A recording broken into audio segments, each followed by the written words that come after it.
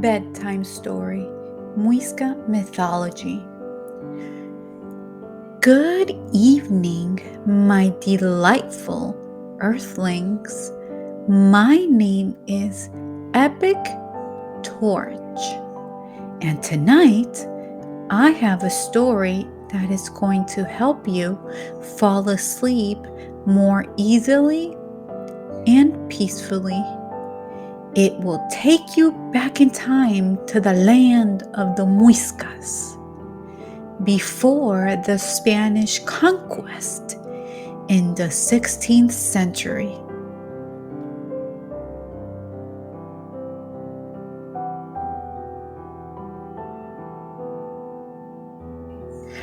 Their mythology is rich and includes a pantheon of gods and goddesses, as well as spirits and mythical creatures.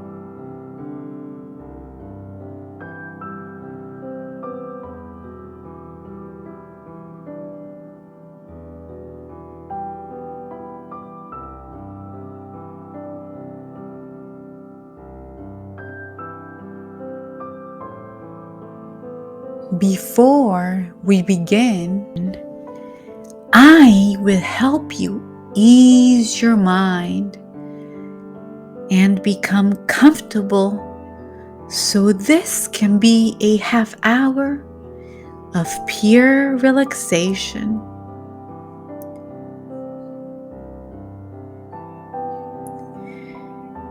Feel your body becoming heavy and sinking deeper into your bed.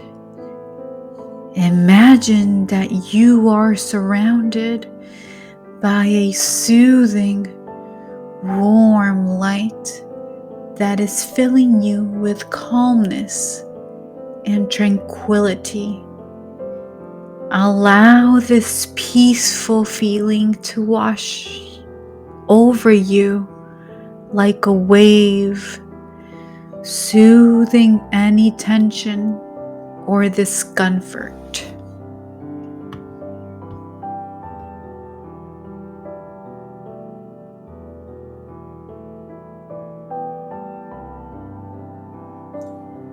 As you are laying down, take a deep breath in and slowly exhale.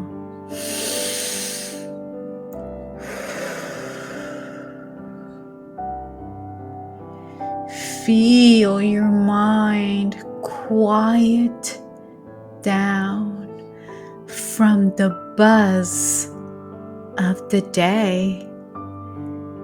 You regain control of your thoughts and feelings. Your body relaxes with each breath.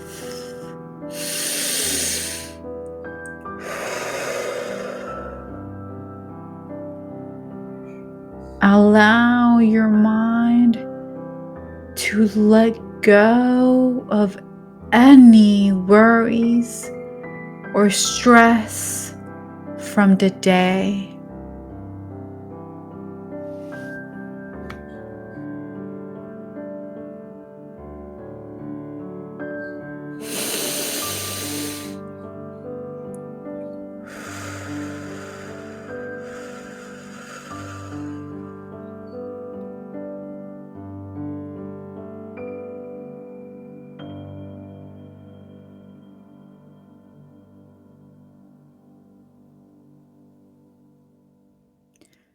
The Muiscas are primarily known today because of the legend of El Dorado.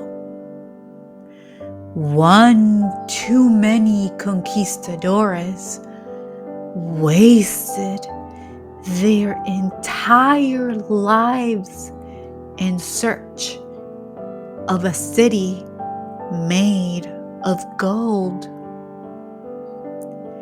Little did they know they would never find it, because the Muisca gods hid it from plain sight when they decided mortals were not worthy of this gift, the Golden City. But this is not a story about El Dorado. We will leave that one for another day.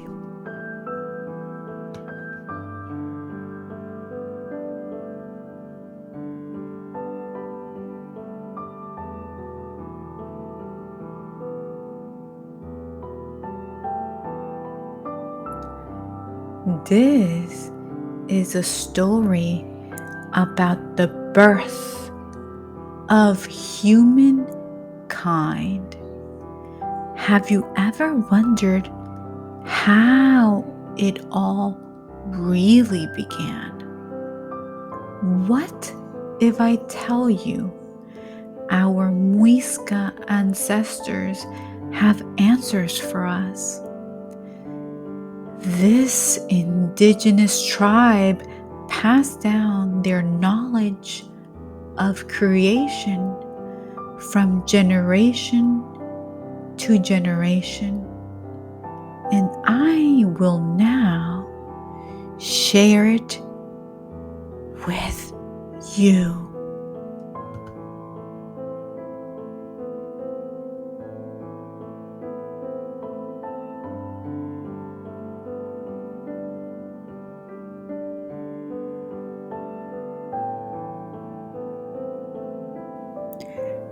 At this moment, imagine we are in the land inhabited by the Muiscas in the central highlands of present-day Colombia. What Colombians call Altiplano Cundiboyacense. Before the old world intersected with the new world. Now, from this point, let's go back in time.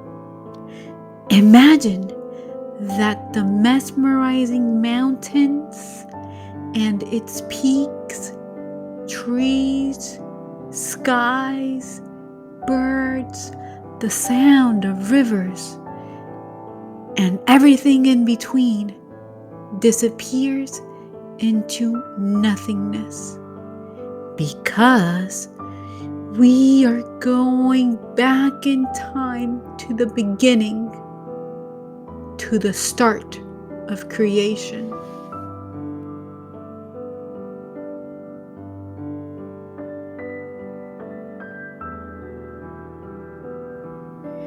In the beginning of time, there was a void of darkness and chaos. One entity alone existed, and he was pure light, a god.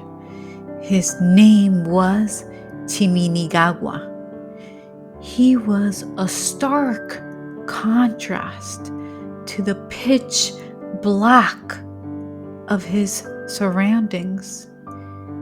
Luminescent and grand, he was an omnipresent force that transcended the existence of time and space. He had no genesis and no end. He was the Supreme Being, the source of it all. Yearning for more, he suddenly got an idea.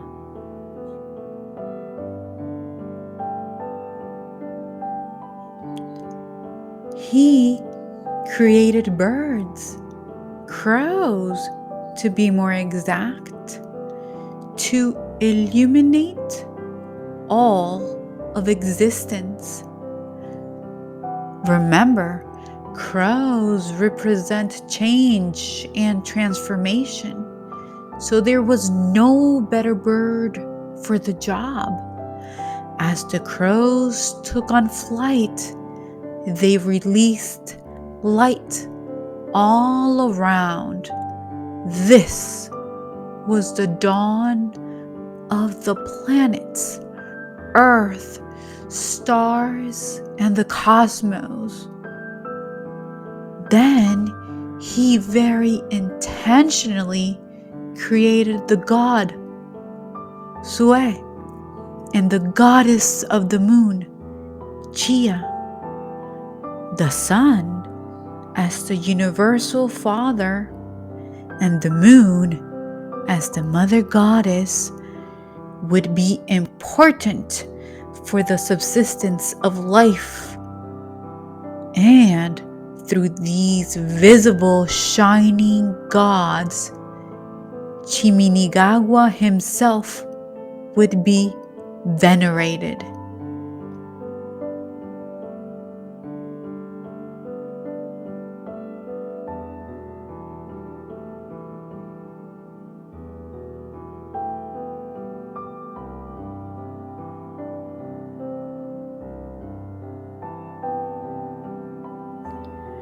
Then, as a lightning ray taking the form of a snake, Chiminigagua descended from the sun to earth.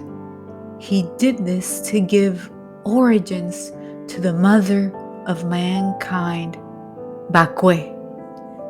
From Lake Iguaque, Bachue and a young toddler emerged. Together, they had to learn how to survive on the land. They had to learn to find and build shelter, make tools from stones, manipulate fire, hunt, and gather food. Bachue was sent with a swollen belly and gave birth to 2 girls and 2 boys after 9 months living on earth. Many would later worship her as the goddess of fertility. She taught her sons and daughters what she had learned, including farming and weaving. When the toddler that accompanied her grew to be a man, he also had sons and daughters of his own. They both passed down survival skills to their children. These children will later come to be known as the Muiscas. It is here where mankind commenced, our birth.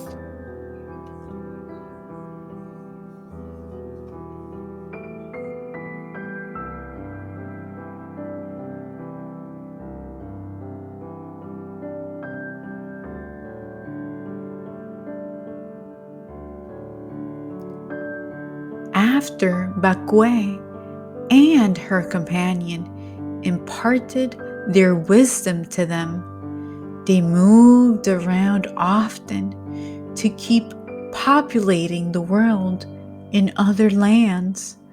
They continued educating their new offspring, passing down the abilities they had learned. After some time, they both returned to Lake Iguaque and turned themselves into giant snakes, two mind-blowing rainbow snakes with different tints of blue and green, iridescent, dazzling colors. After awing everyone with their beauty, they submerged themselves in the water, never to be seen again. This is why Lake Iguaque was sacred for them. The Muiscas lived happily for a long time, but this would soon change.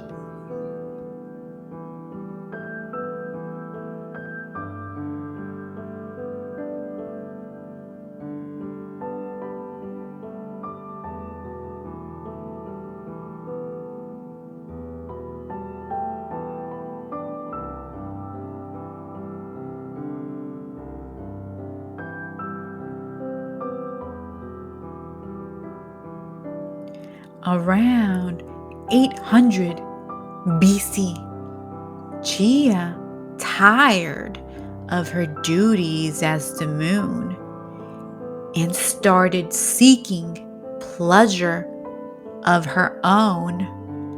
So, during the stolen moments she could find here and there, she would take off and dance her heart away with the Muiscas, steadfast in holding on to her newfound joy and freedom from being in the sky all the time with Sue. She found other hobbies that satiated her passions. She introduced the Muiscas to theater, painting, and the rest of the arts. Not happy with just that, she became an enchantress and started relishing in the company of mortals. Chia laughed and smiled so much with them, her cheeks would hurt. After some time, she would interact with the men in a flirtatious demeanor and was known to fall in love with one too many. In this state, she was known as Huitaca. The Muisca men went mad for her and even declared wars against each other during their jealous outbursts. In Muisca mythology, Huitaca was the goddess of liberation, witchcraft, pleasure, the arts, dance, and the moon. When the Muiscas spent time with Huitaca, they emitted an energetic current filled with happiness, ecstasy, creativity, and primal instincts. This energy, combined with Huitaca's powers, allowed her to create beautiful things on earth like diamonds, emeralds, amethysts, rubies, moonstones, and other precious gems. As Huitaca, Chia brought about darkness when she planted a beautiful emerald within reach of the Muiscas. She believed the emerald would remind the Muiscas that merely existing was not enough. They had to enjoy life and express themselves through creative avenues, hobbies of their choosing. However, this was not to be. The emerald was not just any emerald. It was the emerald of evil. It could unleash wickedness and thirst for sin over its keeper and spread it like a plague to entire civilizations.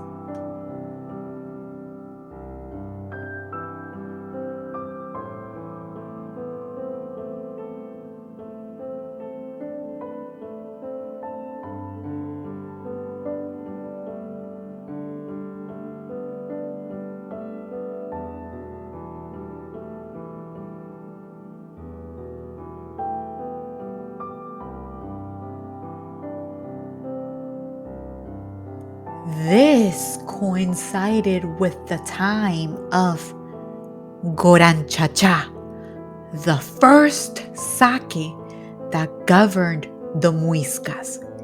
He found the emerald and became a tyrannical ruler that enslaved his people. He perverted their minds and introduced the practice of black magic. His reign lasted until he foresaw a great tragedy in his dream. It was dubbed the Dream of Shadows. This dream warned him of a storm of fire and smoke that would be the doom of his people, all under his watch. Not being much of a leader and not thinking twice about this, he fled like a coward, never to be seen again.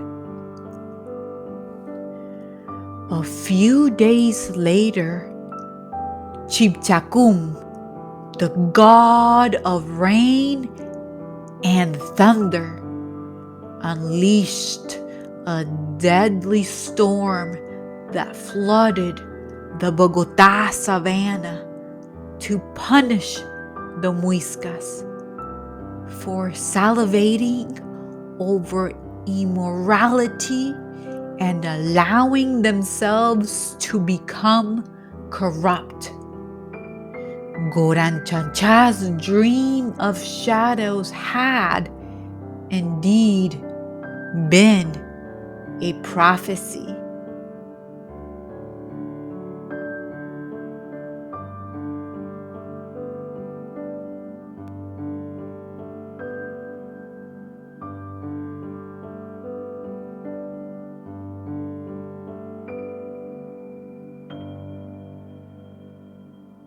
Bochica, the messenger god of civilization, took pity on them. So he helped humankind by creating the Tequendama Falls to liberate them from the water that was drowning them. The water was so deep and plentiful that even to this day, the water is draining down the Tequendama Falls. Bochica then walked among them and spread his moral teachings and taught them agriculture, metallurgy, the art of weaving, and gifted them a new crop, corn. The corn came at a price because the Muiscas had to swear to behave and not allow themselves to become unprincipled again. They were to be good citizens that worked hard and took care of each other. And absolutely no funny business.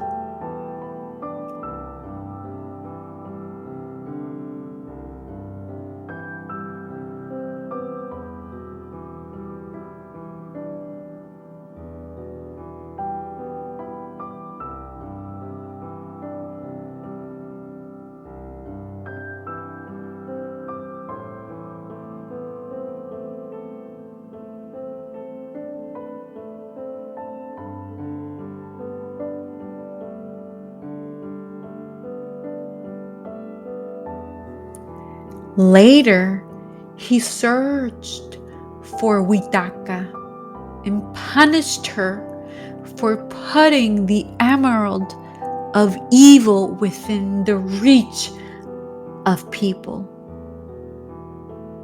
As punishment, he turned her into an owl. Forever after, Chia was not able to take her human form again.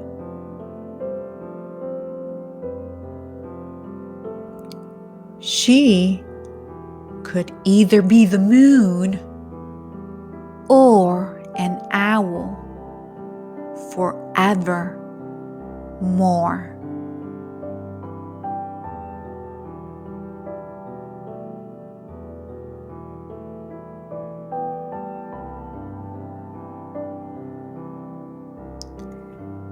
Thank you for joining me.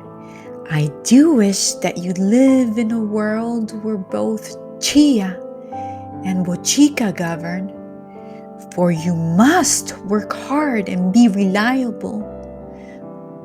But you must also make time for things that spark joy. Life is a balance. Don't be so busy with responsibilities that you forget to live. Sweet dreams.